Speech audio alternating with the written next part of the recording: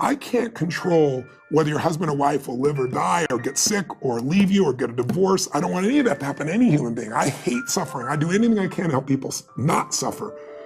But I can't control that. You can. There are people who have lost their arms, lost their sight. There have been people that have been through the most horrific experiences in life, and they found a way to still be happy because they've made the decision that life is too short to suffer. I've interviewed dozens and hundreds over the years, but dozens that have impacted my soul, that made me realize I can change this. I've just gotten used to it. I bought into the theory that this survival software that's constantly running and making you suffer, that's normal. No, that's what the mind will do. And mind has been around forever. What I'm gonna do is something different. And the way I get out of suffering, I give myself a 90-second rule. It's really simple. I say, look, if I feel myself starting to feel that stress, feeling that pissed offness or upsetness or concern or worry about my kid, whatever, I realize that's not gonna make it better. Life's too short to suffer. And then I just kind of breathe slowly, slow everything down, and I just watch the thought go by and go, look at that crazy thought. Because everybody's had crazy thoughts. Everybody's had the thought, I'm gonna kill that son of a bitch, right? And then you don't kill them because you don't believe that thought. It's the thoughts that are stressful that you believe that mess you up. When you question them, you break the pattern. There are certain patterns that cause people to be fulfilled, to be happy, to fit, to be strong, to feel alive, to be vibrant, to have passion in their life, to do well financially, but even more importantly, emotionally, psychologically, spiritually, in their health and their relationships. And there are also patterns that make people frustrated, overwhelmed, depressed, sad, lonely, cause them to be struggling financially, struggling with their body, struggling intimately. And those patterns, they're not because there's something wrong with somebody, it's because of a pattern that we're doing. Now, what's the fastest way to create a change? In basically developing the one thing that all people have in common who succeed, they're leaders. Because I don't care what style you are, I don't care if you're a mom, if you're a great mom, you lead your child, you're not led by your child. Or a great dad. If you're a great business person, you're a great salesperson, you're a great negotiator, you're a great anything, you're a great human being. This has been my entire life's obsession. What makes the difference in people's lives? And that leadership component, as I say, it doesn't always mean somebody follows you. A leader is somebody who lives life on their terms, that you will never settle for less than you can be or share or give or create. It's not what we get that makes us happy, it's who we become. How we live our life, who we are as a person. People can take away all the things, but who you become, no one can take away. And the problem is most of us are trying to be something we're not. And it isn't so much about change, about changing yourself. The change happens when you be yourself. Know thyself, that's the hard part for most people, and then be thyself. Because most of us in our lives, out of our desire for respect or achievement or love or connection or something, we've been trying to be the way we think we have to be in order to get that love, respect, appreciation, whatever it is we've been after at some unconscious level. And we've been doing it so long that we think that this is who we are. Because success without fulfillment is failure. And I can't tell you how many people I work with who are supposedly the best in the world at what they do, and they have more money than they can spend, and they have all these people that love and respect them, and yet they're unhappy inside.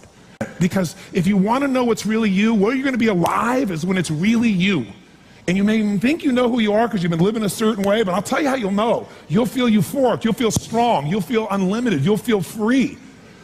I have seen, out of 3 million people around this earth in 80 countries, I've seen just about anything you can see, and there are only so many patterns.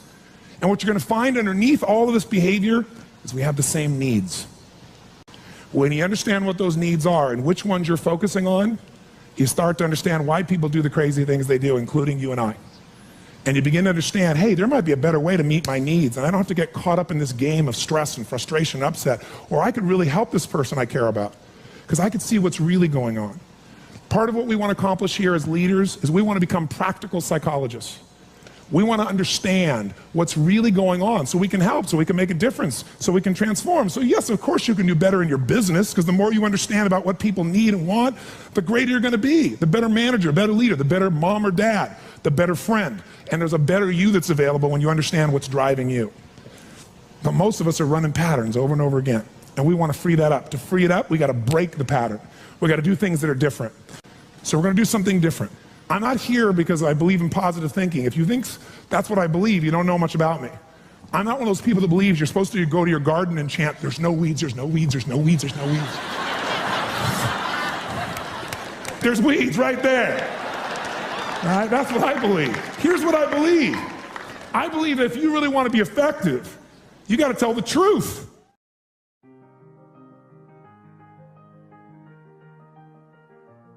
What I want you to get is that the single most important skill in life, it's the word that all leaders have. What would that word be? Influence. What changes companies is leaders. The only way to change a company is leadership.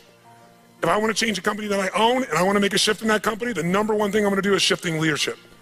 That might be taking leaders to a different level. That might bring new leaders in. That might be new leaders of new voices with new perspectives, with new skill sets, new directions, but we need to take things to another level. Leaders solve problems and leaders maximize resources. If you're gonna solve problems, you can't do it yourself or it would already been solved.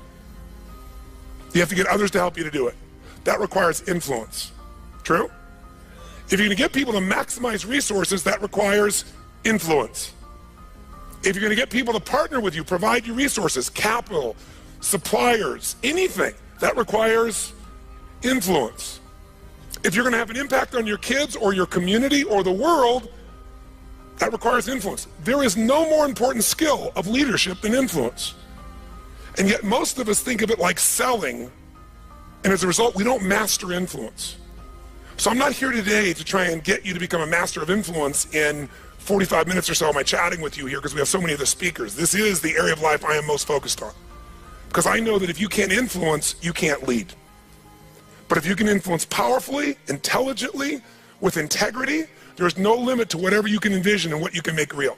And if your influence becomes not just you as the influence, but you're able to influence systems, people, company, culture. If you can turn other people into influencers, now whatever you vision about can be made into a reality. And so as a skill of influence, we got to ask ourselves, how many agree leaders are what change companies? Raise your hand if you agree with that, say aye. And leaders' number one skill is influence. If you agree, say aye. And then the question becomes, how do you influence? How do you influence consistently with integrity? You can influence many ways. You can do it without integrity. But the good news is we live in a world today where whatever you do, it's transparent to the world because there are no secrets anymore, are there? Try to have a secret today, bless you. You can forget the secret. With the internet, with the culture we have, the way the world is today, there are no more secrets, and whatever you think is still possible to keep secret, give it 3 or 4 more years and it'll be impossible. Every phone call you make is recorded. There's no single phone call that goes in and out of North America that they don't have a recording of, and they can search by word, by tone, by tempo. They can even recognize voices now. There is no such thing as privacy. Everything you've ever put on the internet is there forever, and people know it and can search it. The way you write is searchable now. You can not sign your email, you can put it on somebody else's email, and the structure of your language and the way you influence things can be studied at this level. So the good news about that is manipulation as an ongoing tool for success is over. But adding value will never go out of style. Truth will never go out of style. So influencing with integrity is the secret. But what really influences people? Do facts and figures, we give you enough facts and figures out of a core story, is that going to influence people? No. It's the weaving of that story together in a way that produces what shifts people. And that's human emotion. Ultimately, the big game here is emotion. You have to influence emotion. You have to influence the emotion of your people. If you're going to maximize resources, and if we all agree, as we talked about the other day, it's not a lack of resources, it's a lack of what?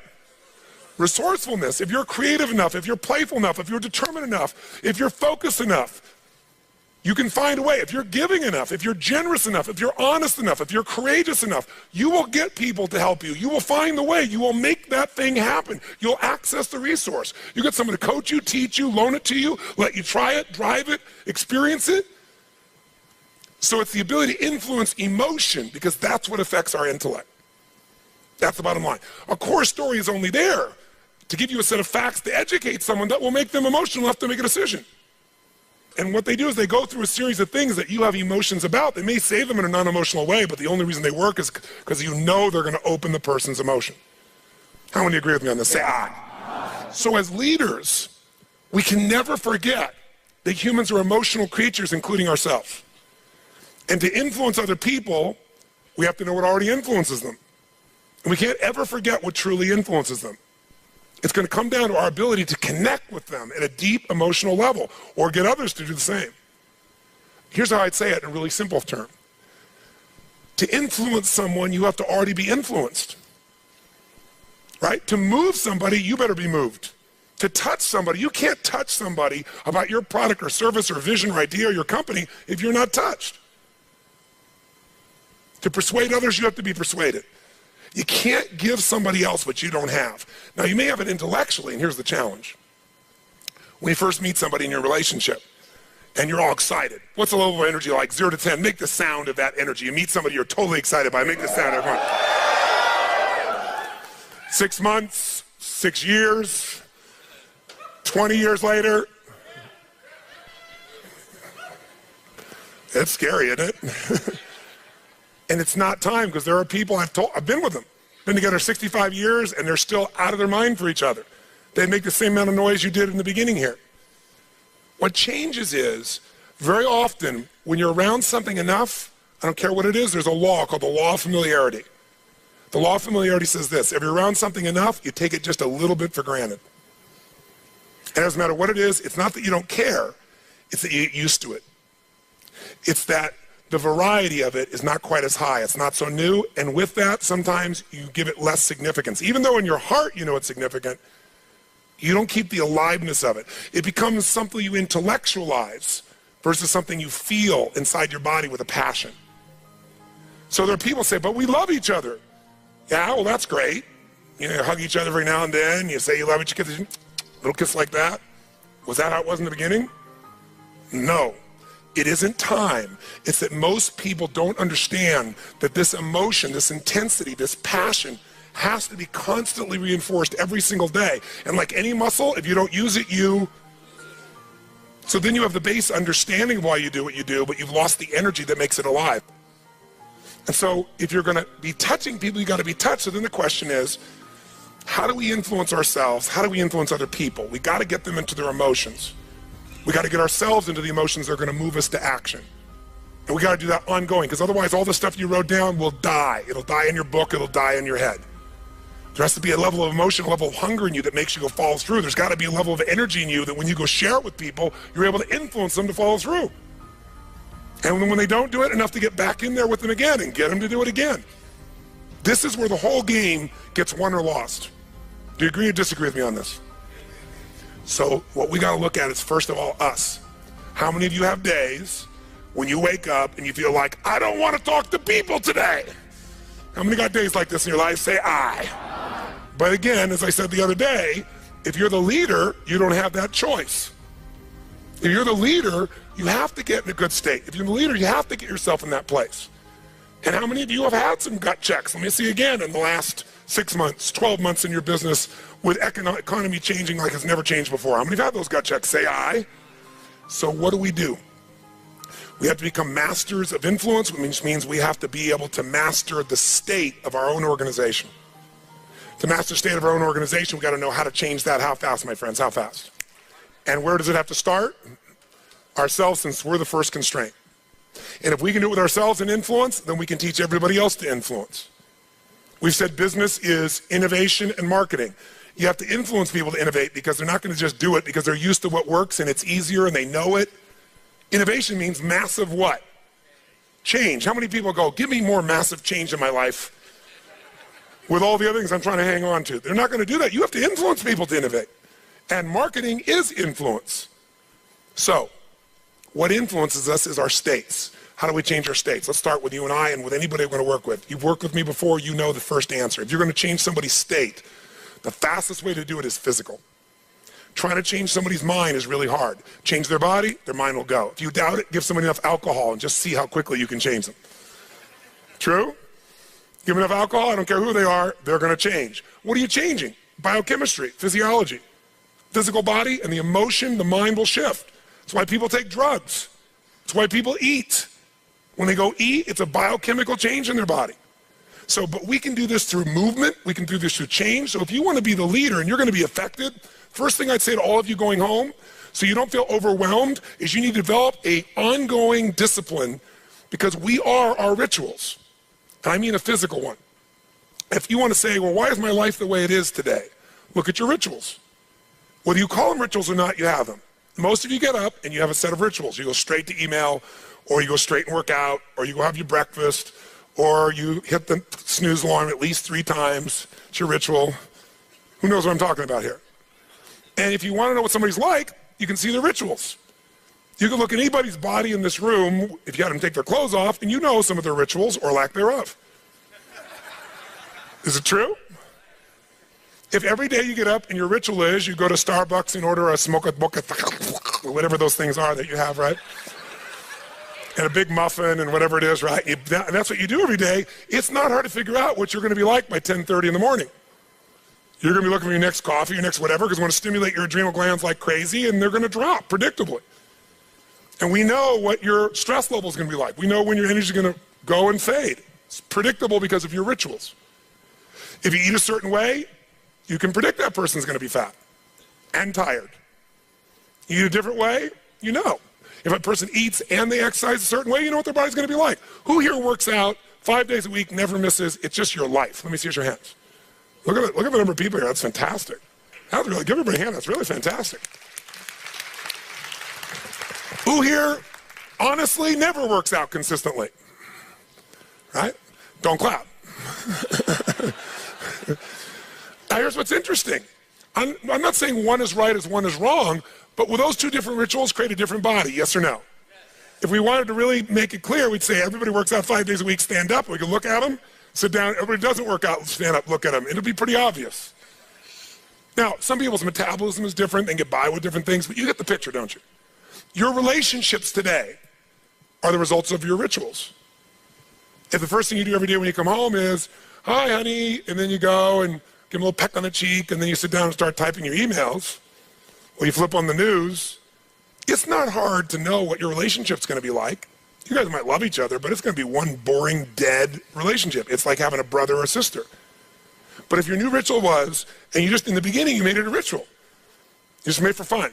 You say, every day when I come home, the minute I'm going to do is I'm going to yell my husband or wife's name, or sometimes my wife's a little crazy, so I go, Lucy!